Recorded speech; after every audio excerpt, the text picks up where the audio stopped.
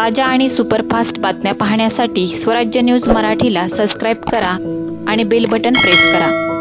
19 February रोजी प्रतिवर्षाप्रमाणे संभाजी आरमारच्या वतीने छत्रपती शिवाजी महाराजांच्या जयंतीनिमित्त शाही पालखी सोहळा आयोजित करण्यात आला आहे। या पालखी सोहळ्याच्या नियोजनाची बैठक संभाजी आरमारच्या कार्यकर्त्यांच्या उपस्थितीत डॉक्टर निर्मलकुमार फडकुले पटांगण येथे संपन्न झाली। छत्रपती संभाजी महाराजांच्या मूर्तीस संस्थापक अध्यक्ष श्रीकांत डांगे यांच्या हस्ते पुष्पहार अर्पण करून बैठकीची सुरुवात करण्यात आली। तसेच यावेळी श्री शिवजन्मोत्सव मध्यवर्ती महामंडळाच्या उत्सव अध्यक्षपदी सुशील बनपट्टे व सचिवपदी महेश हानमे यांची निवड झाल्याबद्दल सन्मान करण्यात आला। यंदाच्या पालखी सोहळा प्रमुख पदाची जबाबदारी प्राध्यापक मल्लिकार्जुन परळकर यांच्यावर एकमताने सोपविण्यात आली। या बैठकीस कार्याध्यक्ष शिवाजी वाघमोडे, प्रदेश संघटक प्रकाश डांगे, सरचिटणीस गजानन जमदाडे, उपाध्यक्ष शशिकांत शिंदे, जिल्हा प्रमुख अनंतराव नीळ, शहर प्रमुख सागर ढगे, जिल्हा संघटक अमित कदम, जिल्हा उपप्रमुख सागर संघवे, शहर प्रमुख सागर ढगे, ॲडव्होकेट महेश जगताप, तुकाराम जाधव, शिक्षक संघटना जिल्हा प्रमुख अजिंक्य पाटील, दक्षिण तालुका प्रमुख ज्ञानेश्वर डोंबाळे, अर्जुन शिवसिंगवाले, राजू माने, राजू जगताप, गिरीश जवळकर, राजू आखाडे, महिला आघाडी शहर प्रमुख उमा राजपूत, विडी कामगार संघटनेच्या रेखा वनकडे आदींसह कार्यकर्ते पदाधिकारी मोठ्या संख्येने उपस्थित होते। 20 जानेवारीला माझी निवड झाली अध्यक्ष म्हणून, तेव्हाच मी श्री शिवजन्मोत्सव छत्रपती महामंडळाचे मनापासून आभार मानले।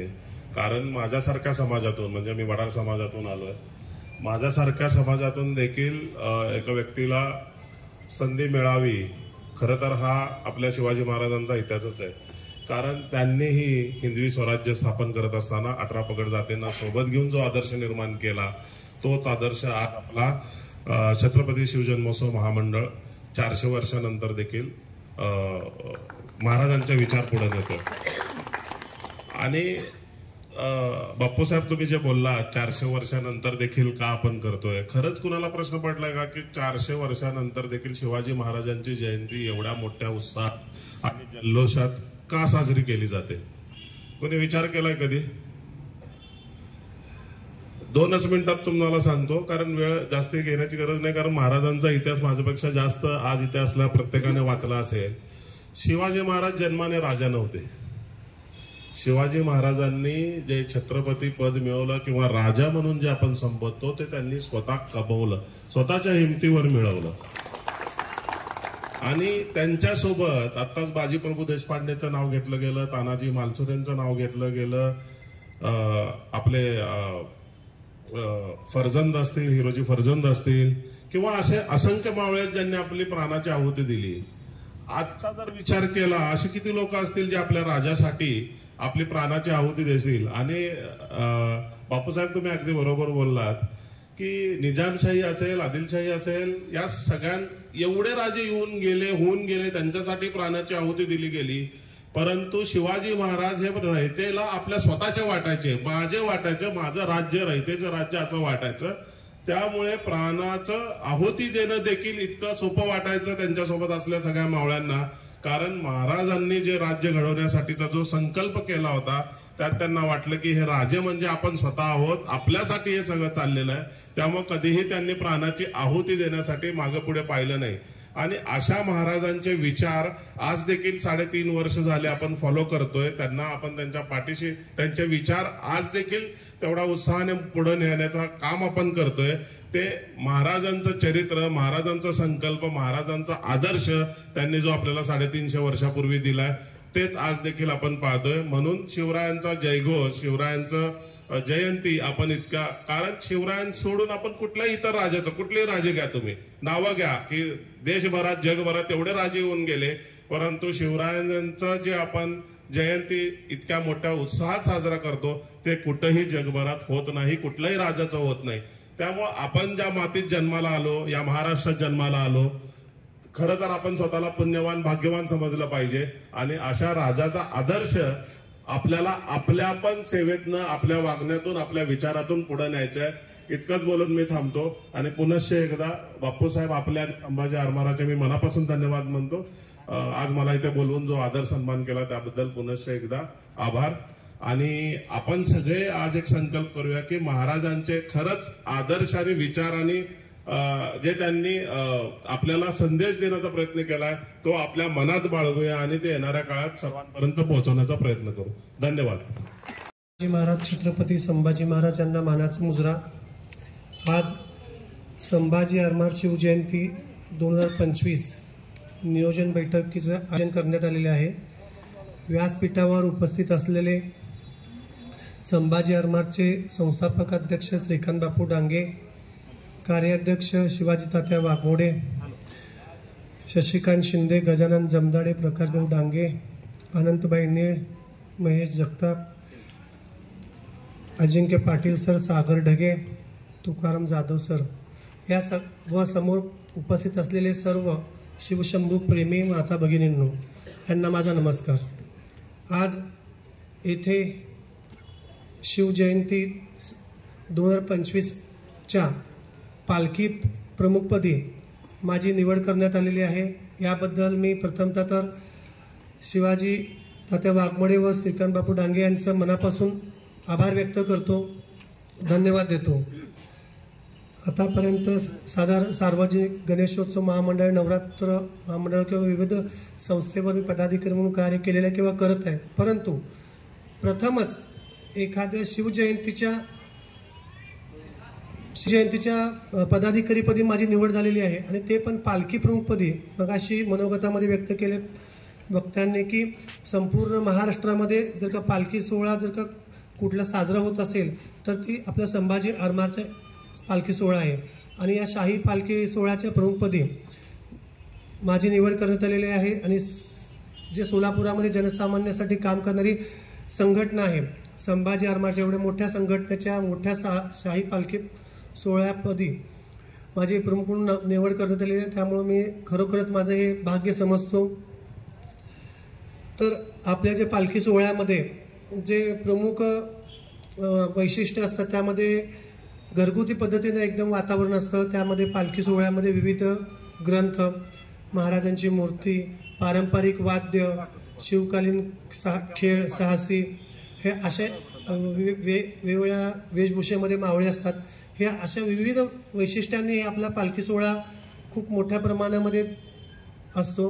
त्याचप्रमाणे दिव्य आणि भव्य अशी आपली रॅली निघते. याचं श्रेय सर्व तुमच्यासारख्या सर्व सहकार्याने जातं. तर मी देखील आवाहन करेल की येत्या जयंती दिवशी सर्वांनी आपल्या सहपरिवारासहित पालखी सोहळ्यामध्ये सहभागी व्हा.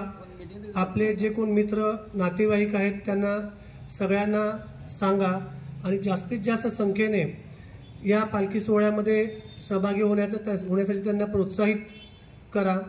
त्याचप्रमाणे तुमच्या काही सूचना असतील की बाबा यावेळेस आपण पालखी सोहळा थोडा वेगळ्या पद्धतीने करू किंवा ह्या सूचना तशा काही सूचना असतील तर त्या देखील सांगा. त्याचा देखील आपण निश्चितपणाने विचार करूया. तर सर्वांनी येत्या शिवजयंतीला जास्तीत जास्त लोकांनी सहभागी व्हावे एवढी विनंती करून माझे 2 शब्द संपवतो. धन्यवाद. मानाचा मुजरा 2025 19 फेब्रुवारी रोजी साजरी होणारी छत्रपती शिवाजी महाराजांची जयंती आणि त्या जयंतीमध्ये आपण पारंपरिक पद्धतीनं छत्रपती शिवाजी महाराजाला शोभेल, साजेल, त्यांच्या कर्तृत्वाला साजेल अशा पद्धतीने शाही पालखी सोहळा काढतो. त्या पालखी सोहळ्याच्या नियोजनासाठी या बैठकीला उपस्थित असलेले संभाजी आरमारचे सर्वच पदाधिकारी, कार्यकर्ते, माझ्या भावांनो आणि बहिणींनो, सगळ्यात आधी या वर्षीच्या पालखी सोहळा प्रमुखपदी प्राध्यापक मल्लिकार्जुन पराळकर सर यांची आपण निवड केलेली आहे. त्यांचं मनापासून अभिनंदन करतो. आणि गेल्या वर्षीच्या पालखी सोहळ्याच्या प्रमुखपदी आमचे बंधू गुरुनाथ निंबाळे यांची आपण निवड केली होती. त्यांच्या नेतृत्वाखाली अतिशय भव्य दिव्य पद्धतीनं संपूर्ण महाराष्ट्रभर पालखी सोहळ्याची चांगली चर्चा झाली. चर्चा 2 प्रकारच्या असतात. चांगली चर्चा होणं जास्त गरजेचं आहे. तर तशी चर्चा गेल्या वर्षीच्या शिवजयंतीची सगळ्या महाराष्ट्रभर झाली. आणि छत्रपती शिवाजी महाराजांची जयंती कशा पद्धतीने साजरी केली गेली पाहिजे याचा वस्तुपाठ त्या दिवशी आपण घालून दिलेला होता. त्याच पद्धतीने किंवा त्याच्यापेक्षाही म्हणजे आपली स्पर्धा आपल्यासोबतच आहे, आपल्याला आपला स्वतःचाच रेकॉर्ड मोडायचा आहे. तशाच पद्धतीने यावर्षीची देखील शिवजयंती आपल्याला साजरी करायची आहे. मी म्हणणार नाही की शिवाजी महाराजांची जयंती वाचूनच साजरी झाली पाहिजे, 364 दिवस वाचलं पाहिजे आणि 365व्या दिवशी म्हणजे 19 फेब्रुवारीला नाचलं देखील पाहिजे. कारण कुणाच्या तर चांगल्या गुणांसाठी जल्लोष करणं, त्या माणसाची आता हे 395वी जयंती आहे. 2030ला छत्रपती शिवाजी महाराजांची 400वी जयंती होणार आहे. तुम्ही जगात कुठं पण हुडकून बघा, 400 वर्ष एखाद्या राजाची जयंती साजरी होते. तुम्हाला कुठं जरी हुडकलं, तुम्ही किती जरी फिरलात तरी तुम्हाला असं उदाहरण सापडणार नाही. एकमेव उदाहरण छत्रपती शिवाजी महाराज आहेत. आणि कुंभमेळा 144 वर्षांनी आलाय, पण मी सांगतो 4000 वर्षानंतर देखील छत्रपती शिवाजी महाराजांची जयंती या हिंदुस्थानामध्ये साजरी होणार आहे.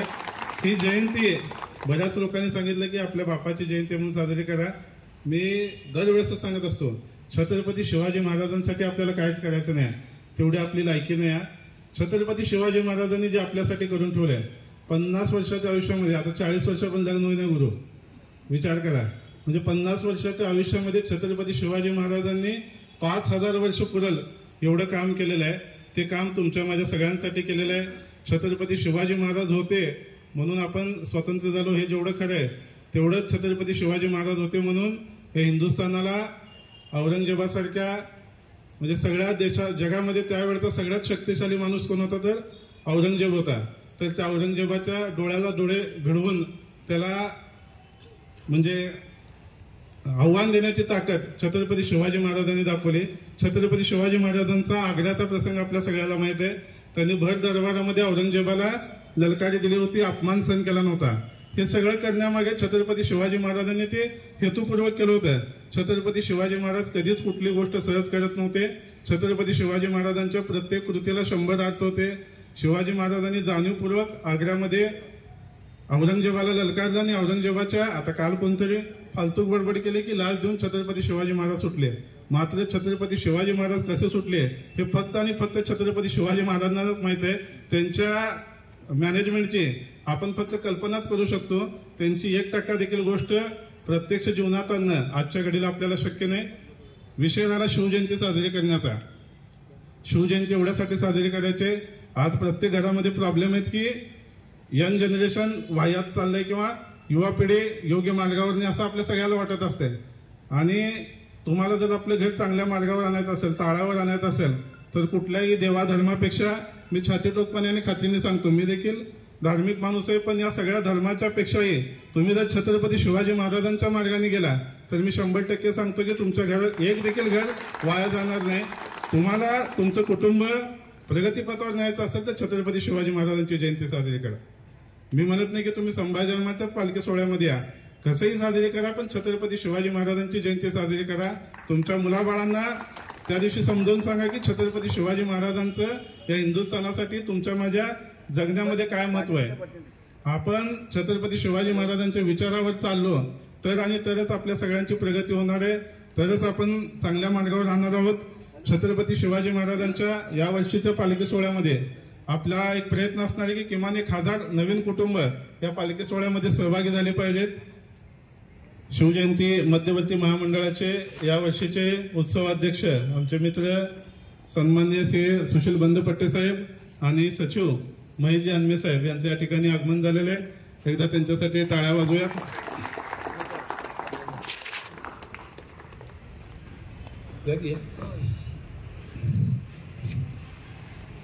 छत्रपती शिवाजी महाराजांच्या या वर्षीच्या जयंती सोहळ्यामध्ये किमान 1000 नवीन लोकांपर्यंत तुम्ही पोहोचा.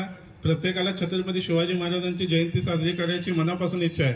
आता या ठिकाणी बरेच लोक असे आहेत की आता आमचे गोडके मामा आहेत, मामा डॉल्बीच्या ह्याच्यावर आपण नाचू शकतो का, पण तुम्हाला जयंती साजरी करायची आहे. कुणाला लेझिमच्या मंडळात जाता येत नाही, कुणाला डॉल्बीवर नाचता येत नाही. आपल्याला माता भगिनींना घेऊन जयंती साजरी करायची आहे तर संध्याकाळी येता येत नाही. तर ह्या सगळ्या गोष्टीचं उत्तर आहे संभाजी आरमारचा पालखी सोहळा. सकाळी बरोबर 9:30 वाजता छत्रपती रंगभवन चौकातून या पालखी सोहळ्याची सुरुवात होणार आहे. आपण सगळेजण, आम्ही तर सगळे सहकुटुंब असतोच, पण तुम्ही सगळेजण देखील कुटुंबासहित त्या पालखी सोहळ्यामध्ये सहभागी व्हा. बाकी ठिकाणी सांगितलं जातं की कार्यकर्ते घेऊन या, मी तुम्हाला आवर्जून सांगतो की कुटुंब घेऊन या. कारण तुम्ही तुमच्या कुटुंबासहित त्या पालखी सोहळ्यामध्ये सहभागी झाला तर तुमच्या कुटुंबाला देखील छत्रपती शिवाजी महाराजांच्या विचारांचं वेळ लागेल आणि छत्रपती शिवाजी महाराजांचा अभ्यास करण्याची जर उर्मी त्यांच्यामध्ये तयार झाली तर तुम्हाला घराकडे लक्ष कमी दिलं तरी चालेल, बाकी तुम्ही म्हणजे उद्योग व्यवसायाकडे लक्ष त्याला मोकळं होईल याचा देखील मला विश्वास आहे. तुम्हाला तुमची मुलं चांगल्या मार्गावर आणायची असतील तर छत्रपती शिवाजी महाराज पर्याय आहेत. छत्रपती शिवाजी महाराजांसाठी जीव जरी दिला तरी त्या माणसाचं 400 वर्षानंतर जय जयकार होतो असं जगा